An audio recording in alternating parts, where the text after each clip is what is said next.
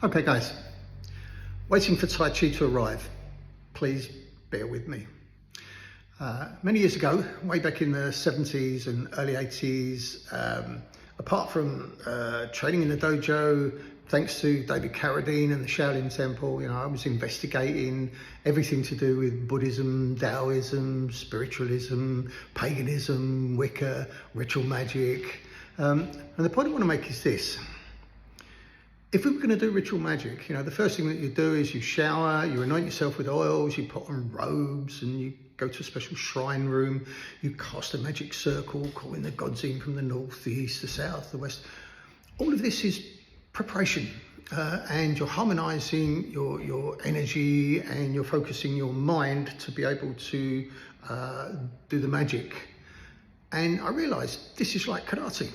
In karate, we hopefully shower first, and we anoint ourselves probably with the old high karate cologne and tiger balm, and the other smell will be robin starch in the changing rooms. But the point is that you would then put on your robes, which is your karate gi, your tai robi, and that would empower you. You get to the door of the dojo and you bow as you go into the dojo.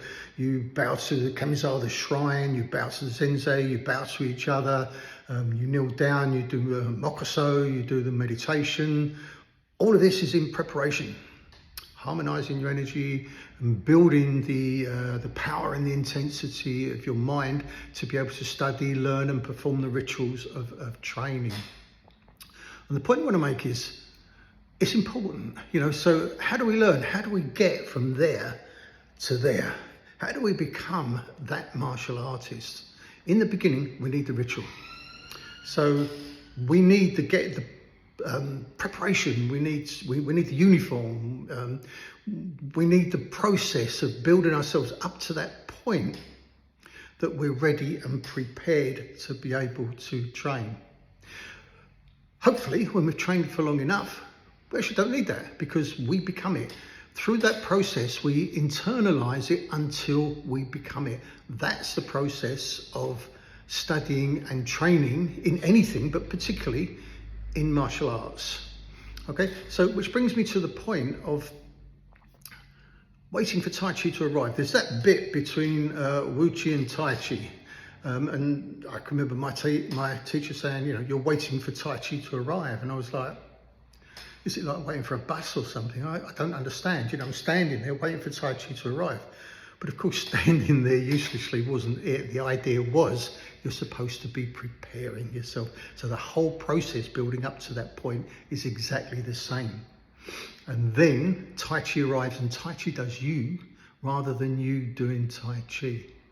And exactly the same. In the end, you don't need anything. You don't need the suits. You don't need the preparation. You should be it. You should become it. And it's a little bit like in the security trade. We've got a soft front and a strong back. So we apply it, we're careful.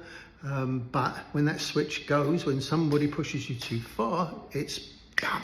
You can just be it. The power just comes straight out of you because it's stored, it's there, you are it. And it's exactly the same in martial arts. That soft front, that strong back, title of one of my books. And the iceberg instead of the mountain, having the depth, title of another book. But the reason that I use those titles is because they're important phrases. This whole process is internalizing the study and the training until you couldn't do it any other way.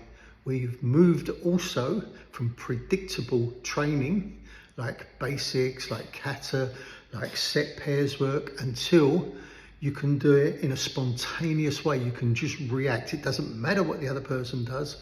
You will react using your training, using your skills.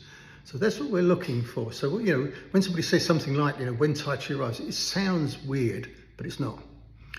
Understanding what it means, and also understanding the importance of ritual for students.